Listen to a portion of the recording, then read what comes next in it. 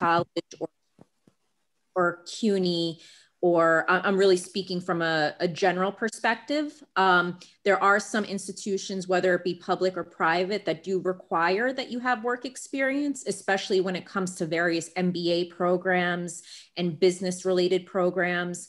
There are certain education programs that do require that you be a certified in-service teacher. So it does depend upon the particular discipline that you're looking to enter. But more than anything, I think it's really important to take stock of your motivations for wanting to go to graduate school. I think that that's really the most important thing, and to be ready to have a really clear sense of what it is that you would like to do. And then the work experience is really dependent upon the particular program that you are looking to enter in the particular institution. Megan, what would you like to contribute to that answer? Yeah, I definitely agree with that. It's going to depend on the program. There's also some pros and cons when it comes to choosing whether you want to take a break or whether you want to go right into school. So you do want to weigh those pros and cons to, make a uniform decision. Basically, if you decide to, say, take a break rather than going right into graduate school, then you are getting that work experience. You are earning a salary. You're being able to save money. If you do have debt from undergrad, maybe that will lessen the burden when it comes to going into graduate school. You have opportunities to travel if you want to, but there's also some cons that come along with that. Like, you are now extending your amount of time that you're going to be in school since you are taking that break. Your goals may change once you start working. You might start a family. Like, there are pros and cons to each decision, and that's really the conversation you want to have with yourself when deciding whether you want to take a break or not. Susanna, how would a student go about deciding on the right graduate program for them? A lot of times we discuss internally that there are some students that think graduate school is the magic answer, right? That's it, I'm going to get a better job, make more money just because I went to graduate school. But there is a little bit of a different story for everybody out there. So how can you advise our students to start this process? You're a director of graduate admissions, you're a good resource, but I feel like there's only so much you can get from looking online and doing research. When should they become active in doing informational interviews, attending events, and so forth to learn more information and get more knowledge?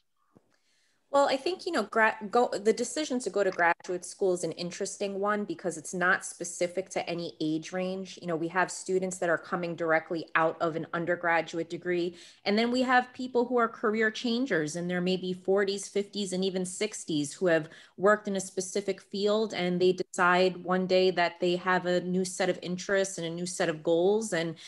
And so you have people from a variety of different backgrounds that are deciding to go to graduate school. So, as Megan kind of alluded to, graduate school and the decisions are really individual, and they're specific to your individual circumstances. I go back to what I said earlier. I don't recommend going to graduate school just for the sake of going to graduate school, because I don't think that graduate school is for everybody. It needs to be, of course, if you have a specific goal in mind, it's really important to sit back and to have an idea of, okay, I would like to get into this industry, or I have been working in this industry. Maybe I'm looking to make more, maybe you're looking to make more money, or, step up in that particular field. I think once you have a general sense of what your motivations are, what your passions are, where your general direction is, I think that is then the right time to really pursue graduate school. But, just to feel that you're maybe on some kind of timeline that, your undergraduate degree is done. I don't feel that, graduate school necessarily needs to be the automatic next step for everybody, because there are plenty of different fields and different passions that do not require a graduate degree. So, don't feel as though it's the automatic required next step, because it's really not. It's once you've made that personal decision and you've really taken stock of your desires and your motivations going forward. And Megan, I think that's something that we could probably both agree upon, is that, sometimes people will take a break and it's okay. I hear a lot of times from undergrad students saying, if I don't go right away, I'm never going to go. And I'm sure you've seen differently. As Susanna said, we have a wide variety of learners outside of undergrad. So in your experience, do you see that like maybe business is a field where they require a little bit more experience versus the liberal arts? Yeah, definitely. I think that's one of the things I personally regretted. I don't think I had to go to graduate school when I did, especially being in the business field. It wasn't necessary for me. So that was actually like my own personal choice that I kind of maybe regretted, but obviously it's all going to be dependent on the person. The field will definitely play a part in your decision. Also ask yourself, am I financially prepared to go on to graduate school? Ask yourself and do the research into the specific field that you're interested in to see if you're even going to end up earning more money within that field, if that's the reason why you want to go to graduate school, or if it's necessary for those jobs that you want. So I think those are two really big questions to ask yourself. And also before you go on to graduate school, make sure you know the field that you want to study in, make sure it's something you are passionate about before you do make this time investment into it. But yeah, I think it is going to be dependent on the program, and definitely I see it more common with business school students that they wait. And another reason why they might wait is because the companies they end up working for might actually pay for that degree. So sometimes that does happen with business students. Right. That's a good point to move along to. Is there sometimes wonderful companies that have excellent benefits will have what they call tuition reimbursement. They don't always fall within business organizations. It might be Northwell Health, it might be a nonprofit, you never know. But one of the benefits and perks that some of our students might have is tuition reimbursement. Whether that be that they fund a partial percentage of your payment to graduate school or a certain amount of credits. But if anybody is working, whether part-time or full-time, I think that's something that Megan brought up that's excellent to inquire about in your benefits package. Is graduate school included, and does it have to be related to your job that you're working in? Susanna, now being somebody that's in graduate admissions, are you somebody that students can call up and speak to if they have questions? How should students connect with a school properly? Do they go to the academic department directly? Do they go to you? How should students start to make that research and connections to campus? Sure. So I think it's a collaborative effort when students are shopping around for a graduate degree. It is definitely a collaborative effort between myself working in the admissions office and then also the faculty. I cannot stress enough, whatever institution you decide to go to, whether it be a public or private institution, the faculty in your specific program is the most valuable resource that you can have. I can guide you along with, Queens College, for example, has over 100 different graduate programs. So it's very difficult for me to be an expert in every single one and to be able to explain every different nuance. But that's why we have the faculty, and they really are the driving force behind our programs. They are the experts in the field. So you're more than welcome to reach out to any member of the admissions office, whatever school that is that you're applying to or interested in. But I can't stress the value of making those connections with the faculty as well. By researching the website, all of the information is public, it's available. Reach out to them. You don't have to be just an accepted student. You don't have to wait until that point, but start the dialogue early so that you can begin those conversations, you can begin those connections. And it's definitely a collaborative effort between the two sides. So as we talk about the application process, it's really good advice to have students do their research on the faculty to see what they're studying, to see what the trends are within the department, to see if they line up with kind of your personal goals, because I would imagine that's something that you can include on your essay on why you want to attend one of the schools that you're applying to. Is that what you mean? Absolutely. Look to see what the faculty, what their research is in. Maybe their research backgrounds align with your goals and maybe what you would like to do. Using the essay is a wonderful opportunity to really put your interest out there.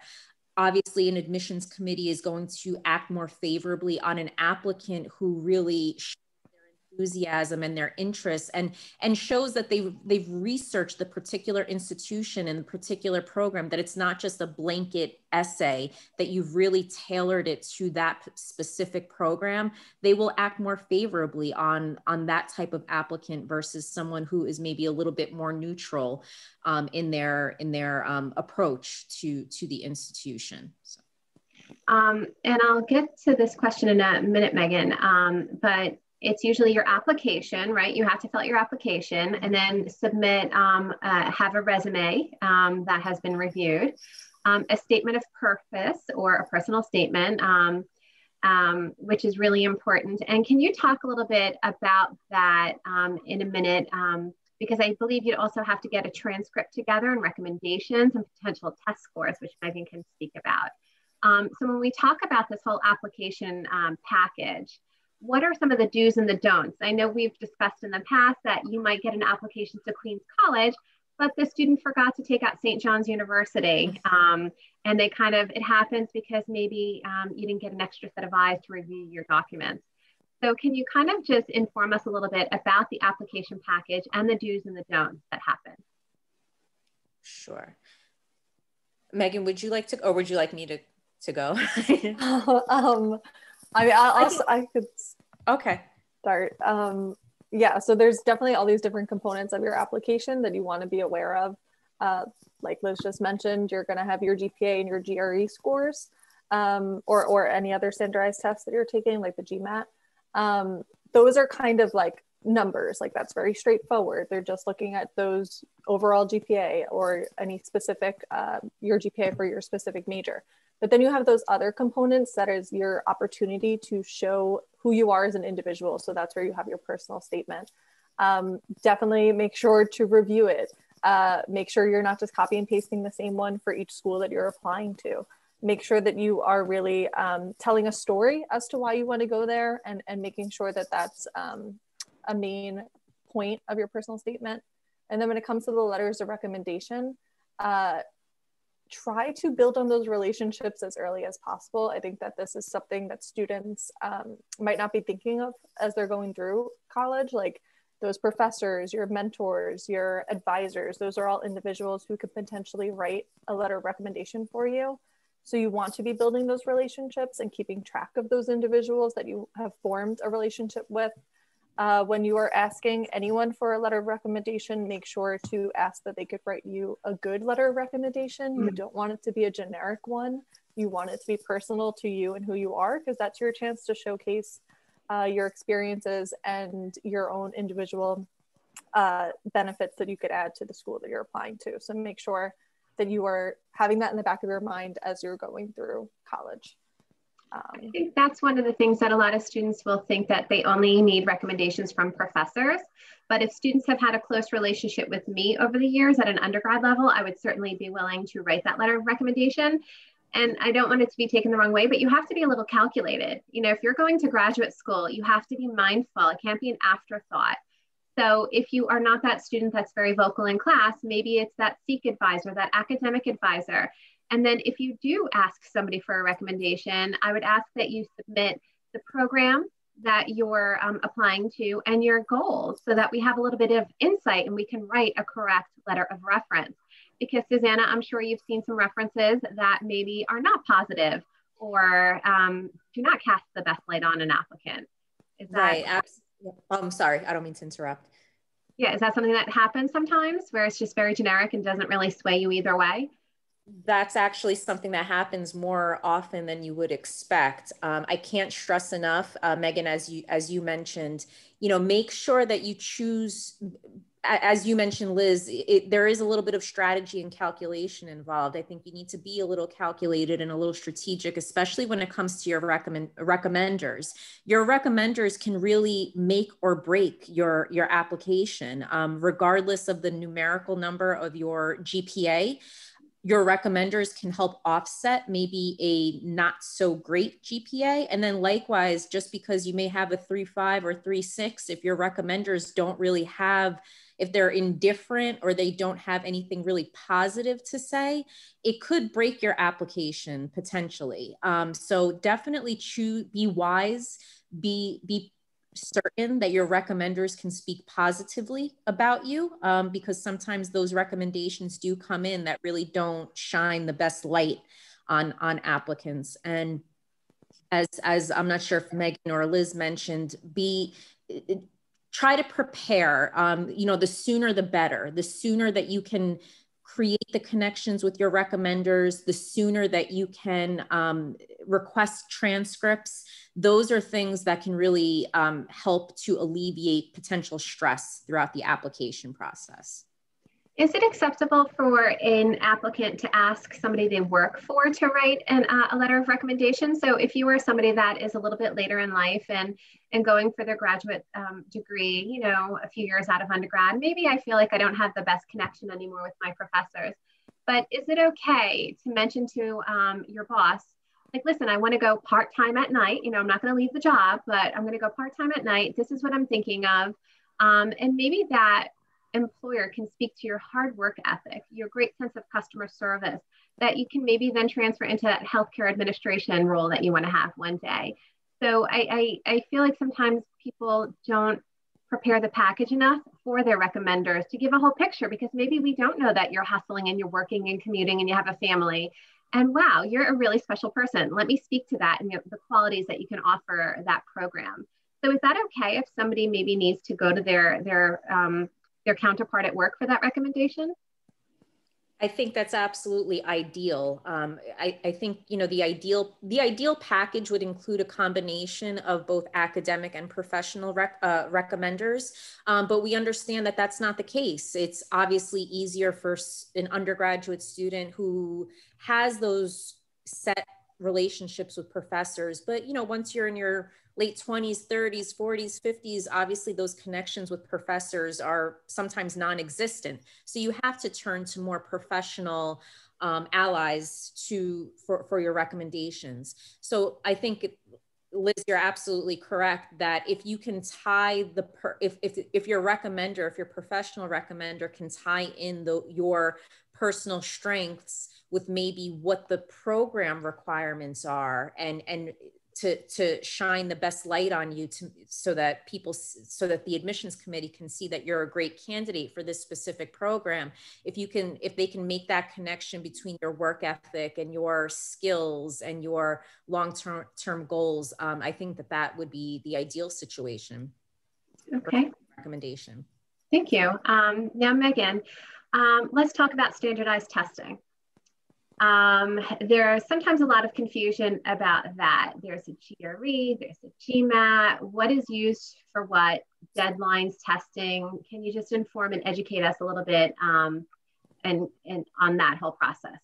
Yes, definitely. So the GRE is the test that you'll take for any graduate school program, and graduate school is a very broad term. Anything that happens after undergrad is considered a grad school program. So whether you're going for your master's or your doctorate in any program. So if you're going for arts and humanities, if you're going for education, the sciences, all these different programs will require you to take the GRE, similar to how you had to have taken the SAT or the ACT in order to get into college. It's just the test you have to take in order to get admitted. It's very similar to the SAT. The same people who write the SAT write the GRE. So it's going to feel similar. It only is focusing on math and verbal, and there's a writing section. And since it's required for all these programs, it is quite broad. So nothing that you learned in college is actually going to come up on this test. Go figure. So it is high school level math, which can be challenging because you haven't seen it in quite some time. And there's also on the verbal section, there's a reading comp, which you're probably used to. That's like when you're reading a passage and answering questions based on it. So it is a bit more generic. Then you have the GMAT. The GMAT's primarily used for business school. The only difference is it has an added section. So it still has the verbal, the math and the essays. And then you have an integrated reasoning section, which is meant to be a bit more, I guess, business-based, because there's like graphs and charts on that section. But the tests are still very similar in nature. A lot of the time for business school, they'll give you the option to take either the GMAT or the GRE. So at that point, it's up to you if they give you that option. And if you're deciding between the two, take a practice test for both and see which one you feel more comfortable with. the biggest differences between them is just that the GMAT has that extra integrated reasoning section. You can't use a calculator on the math section for the GMAT. It focuses more on grammar, whereas the GRE focuses more on vocabulary. So there's going to be some pros and cons when it comes to deciding which ones you want to take. For either test you take, you're going to be prepping for on average 3 months. So it takes about 3 months to prep for the test, and they are both offered every single day. So it's not like it's only offered on certain days of the week or anything like that. It's usually offered except on some holidays. So most students will take it. If you're in school currently, you'll take it about like the beginning of senior year, or some are going into senior year, or at least a year prior to you starting school. So if you are starting in, say, September 2022, you take the test about September 2021. And what is the scoring? You know, most of us only remember the SAT. What is the overall for each of them? So it's scored from a 130 to a 170 on each, on the GRE. Let me share my screen for this so you guys can see the scoring for it. So this is for the GRE, the way that it's scored. So it is 130 to 170 for the quant and the verbal sections. You'll see on the right column there that we have the average scores for test takers. So on average, it'll be about a 153 for the math section, 150 for the verbal. That puts you right at the 50th percentile. Writing section is 3.58 average score. That's only scored from a 0 to 6, so it doesn't take up a big portion of your grade. When it comes to how the schools are viewing these scores, it is completely dependent on the program you're going to. So if you're going to get your master's in engineering, they might weigh your quant score a little bit more heavily than your verbal score, because they're looking more at students who are interested in math, and they're wondering more about that. If you're going for education, they might be viewing these somewhat similarly. So it is going to be dependent on the program. So it's always important to look up the average score for that program. Now for the GMAT, I don't have the table right here. It is scored from it's a completely different score. So it's a 200 to 700 score range, or 300 to 700, I mean. I'll stop sharing my screen and then I'll pull it up in just a moment, but it's completely different score range, just keep in mind. The average score for test takers is around a 550 for that test. So a little bit different when it comes to looking up your scores. And when students take those exams, are they taking them in their home? Are they going outside of their home to take them every day? How does that happen? Yeah, good question. So they are done at testing centers, usually until last year. Due to the pandemic, they were given the option to take them at home. So traditionally, you'll go to a testing center and take them. These are conducted on computers, so that is something you want to be aware of with these tests. So if you go to the testing center, you'll go and you'll take it kind of like in an office building. They're either conducted at Pearson VUE or Prometric testing centers. Really doesn't matter knowing that, but just in case you're curious. So you'll go to the testing center and take it. But due to COVID, they did give the option to take it remotely. They have since decided for the GRE to keep that indefinitely. So you will always have the option to either take it in a testing center or take it at home. So if you do opt to take it at home, just make sure you have the right testing environment. They are somewhat strict with the testing environment at home. So just make sure you're aware that you're going to need to be in a room that's uninterrupted. You need to make sure you have the correct scratch paper. Just make sure you're aware of all of that before deciding to take it at home. Thank you. And Susanna, we have a few questions in the chat, one of which you answered, but maybe we can address this. If you're an undergrad at Queens College, does it mean that you're waived from taking all standardized testing for graduate school? Right. So no, it does not mean that you are exempt from the requirement. For some programs, such as ones for graduate programs in education, it's actually a New York State requirement that students take the GRE. It's not a college or institution-based decision. But regardless, I think it's important to keep in mind that actually many graduate programs do not necessarily require the GRE. For some graduate programs, standardized testing is not, it's optional. But for some programs, it definitely is a requirement. And just because you may have done your undergraduate program at Queens College and you're pursuing a graduate program at Queens College, it doesn't necessarily make you exempt from the program requirement. Okay, so somebody else said, wanted to clarify that the GRE is waived for students entering the ABA master's program at Queens College.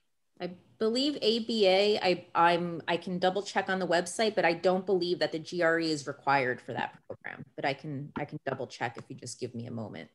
Okay, and then somebody's asking about the MFA program. Is it required for our MFA?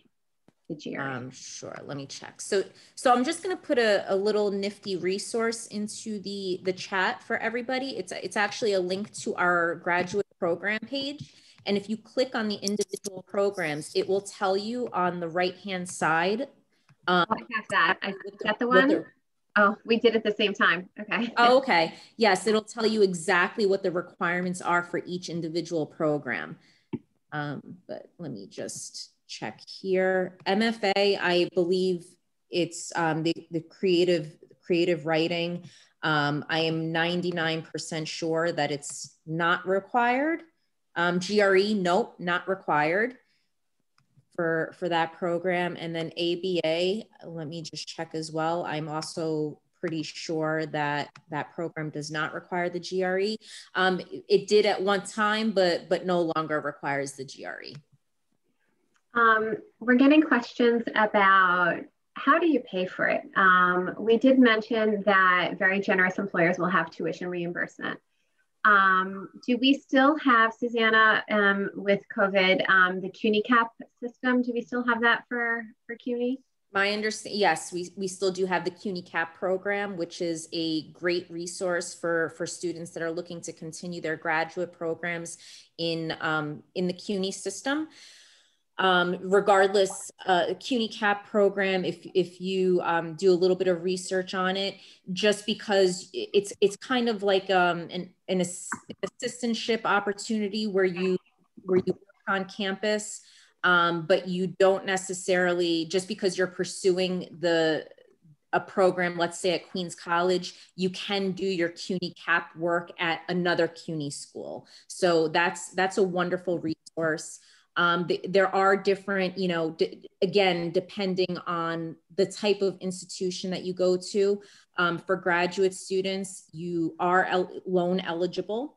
There are different maybe grants and scholarship and assistantship opportunities that are available. But again, it is specific on the program and the specific institution that you are looking to go to.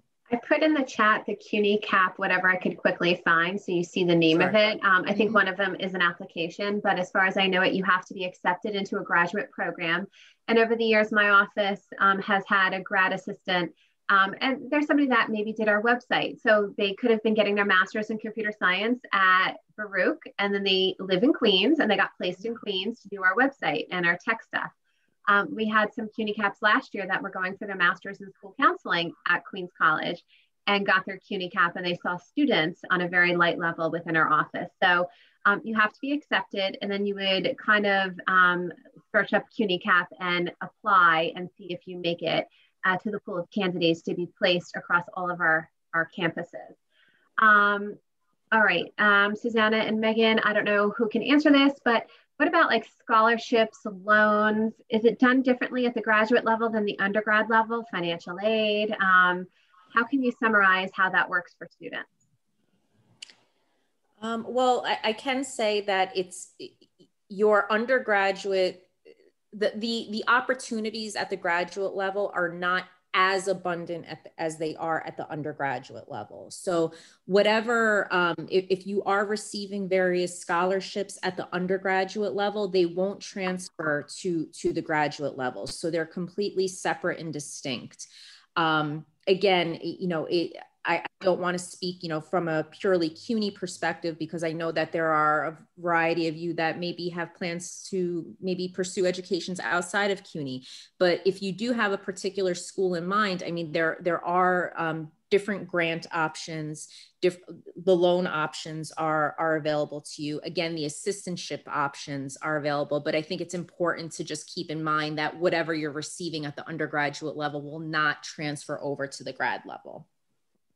Megan, do you have any tips on what you've seen over the years with different forms of payment? Yeah, one thing I will say when it comes to different scholarships, sometimes it will be dependent on your GRE score, similar to how with undergrad, your SAT score came into play for some of those scholarships. So you might be looking at the average score for that specific program. But in order to get a scholarship, you may be aiming to get a little bit of a higher score. So just look into those opportunities as well, because that will be sometimes dependent on the money that you can get from a school. But yeah, similar to what Susanna was saying, that there's teacher assistance, there's different scholarships, grants, fellowships that you could look into for these different programs.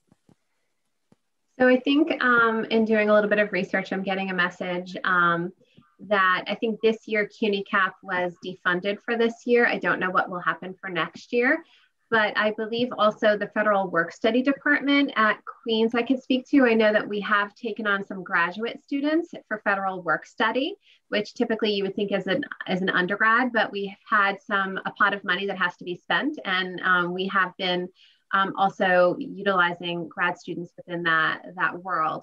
So I think the biggest thing is that since, COVID, everything is very fluid. Once you are accepted, is to reach out to the powers that be within financial aid, within your grad department for those questions and answers as they are more up to date.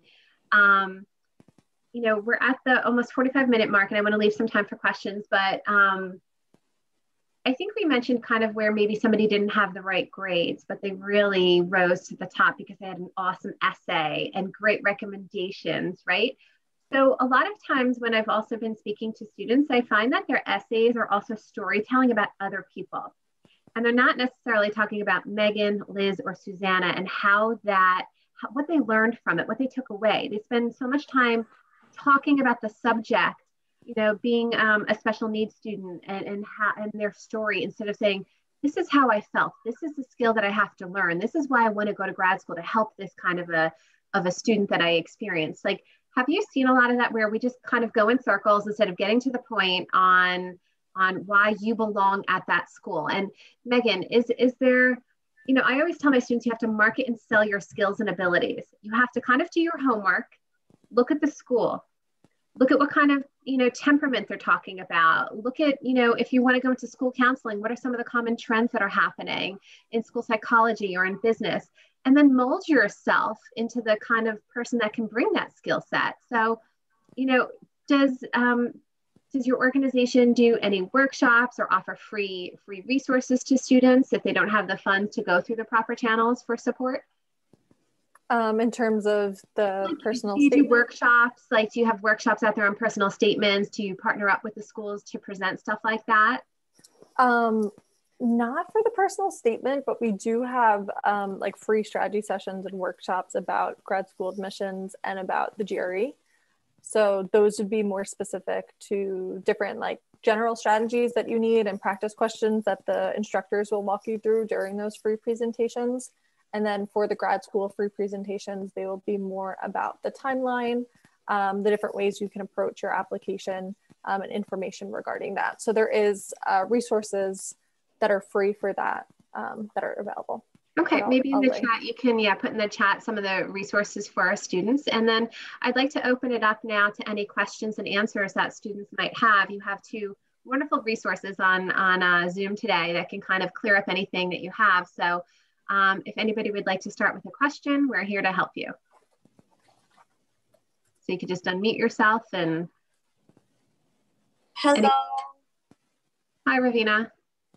Hi, I just have a question about, like, are there any free resources out there that can help in terms of writing personal statements? Like how to format them? Because I find that I myself might run into that same problem of going in circles. Well, I think at Queens College, we have also the Learning Commons, right, which they rebranded. The Learning Commons is, you know, if you're a Queens College current student, is a really great resource. But I guess Megan and Susanna, do you have any resources that you could guide our students to for essay writing? I'm not off the top of my head, I'm not familiar with any free resources, but what the first thing that came to mind was really checking with your home institution. If you do have the, if you are currently in school, I'm sure there are plenty of different resources on campus. Faculty may also be interested if you have a specific advisor that you're working with. That person might be a great resource. Considering that they know your strengths and your passions, that might be a great resource to look into. And also, Liz, you mentioning the Learning Commons as well. Yeah, I kind of tell my students, think about your aha moment. We all had that aha moment on when you decided that you needed to get that master's degree. Some of us, like I know personally my story, I worked for a while. I knew I always wanted to get my master's. And I think, it bothers me sometimes when I hear like, oh, if you don't go right away, you'll never go for it. If you want to go, you will go, no matter how hard it is. It might take you a little bit longer, but if you need to get that elevated degree, you will get there. So I think it's kind of like, what was that aha moment? Why do you need that degree to get you to the next level of your career? And what skills and abilities do you have to help that next person in your life accomplish their goals, whether it be in business or social services or education? So I think, Ruthina, if you kind of start with that aha moment, and I do remember those days of like probably crying in my parents' basement, writing my graduate school essay, writing it, erasing it, and rewriting it. It's a process, it's a love story, but it's something where I think you also can reach out to people that know you and give you that feedback and say, like, what do you see about me? Because sometimes it's hard to see ourselves, but I think people close at work or in your circle of friends can kind of give you that reassurance. And then also current Queens College students, we also have on our webpage, which I'll put in here, we have the focus assessment test, because if you don't know what your skills are, our department just took a self-assessment test and I came up with really cool words of how to describe myself that I never would have chosen. So sometimes you need that assessment test, that external validation to give you those proper words to say about yourself. But on our website, it's called Focus, and it's a self-assessment test. Anybody can sign up and take it. And at the end of it, it'll give you careers based upon how you answered your questions, and also give you really strong skills and qualities about yourself that you can kind of transfer into that essay. We don't want to see, I'm really nice and I want to help people. If you're a school counselor, you might have had that aha moment where, after sitting at home for 15 months and watching my younger brother and sister suffer and have anxiety because of COVID, that was my moment when I knew I had a gift I wanted to give the world. So I always like that moment on when you shifted your story and when you had purpose to make that change and to be kind of calculated on why you need that. So does that make sense? Oh, yeah, that does make sense. I mean, in my case, I guess it's a little different because that aha moment was like at 6 years old. Okay, cool. And what degree are you going for? The MAT, so the Masters of Arts in the Masters of Adolescent English. Okay, so great. I always forget how to say the full name. Sorry. I mean, you're lucky then that you've known most of your life that what you wanted to do. That is a gift. Some of us have to flail in the wind for a while, have a few bad experiences to learn what our gift is. I'm obviously not that social worker that is working in a hospital. I'm actually a K through 12 guidance counselor. Can't you see where I work and what I do? No, I'm not a guidance counselor. So, I've learned, and I think all of us on the call have learned what our gift is. But if you were 6 years old, good for you. Tell me about at the age of 6, you knew this was your gift. And now is the time, because let's face it, life comes in the way. Parents, children, families, money, right? So just tell me your story and read it. Have somebody else read it and see if it hits on the point. But remember, your target is that master's program at whatever school. They say what they're looking for. You know what a good teacher should be. So really market and sell your skills and abilities and talk about that passion, because teaching is such an important part of our world. You can make or break a child's spirit, right?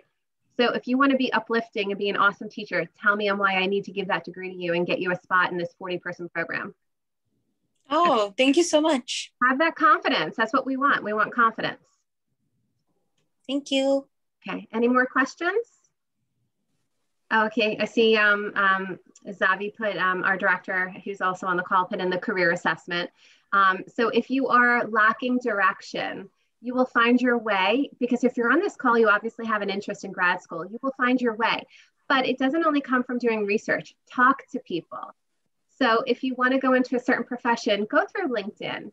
See if there's anybody in your network that you can speak to. Ask them about the highs and the lows. Ask them what a typical day is like.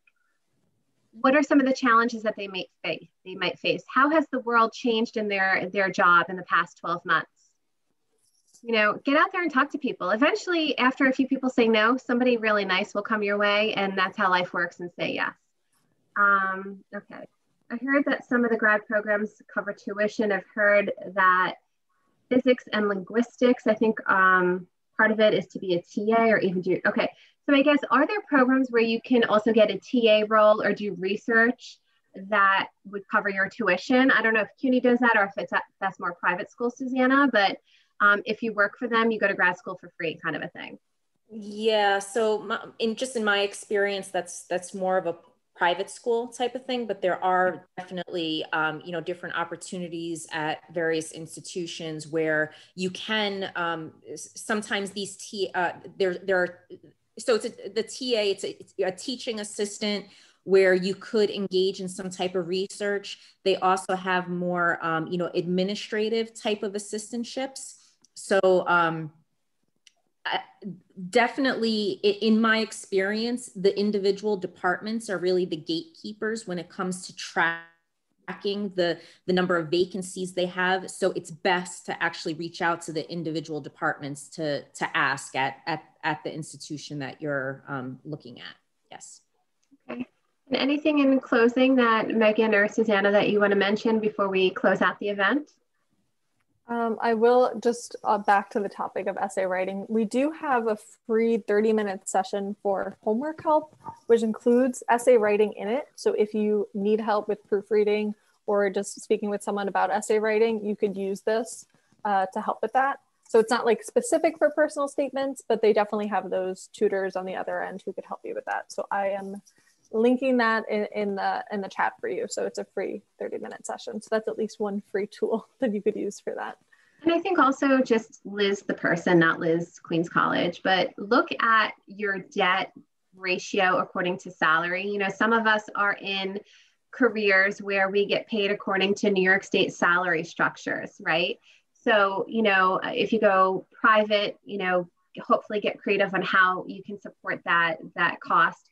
Or if you go public like CUNY, which is quite affordable, you know, just make sure that you're comfortable with the loans that you'll be taking out, because I just hope that everybody will have that financial freedom down the road and not have anxiety over the fact that you owe $1,000 a month for a school that, you know, let's face it, like in certain fields, you're just not going to make any more because of where you went. It's kind of like the cherry on the sundae required to give you that role. One being school counseling, school psychology, teaching. You know, we're on salary schedules. So I think it's a personal choice, but just be very aware of the debt that you're taking on, because I would hate for anybody to kind of have any regrets over that.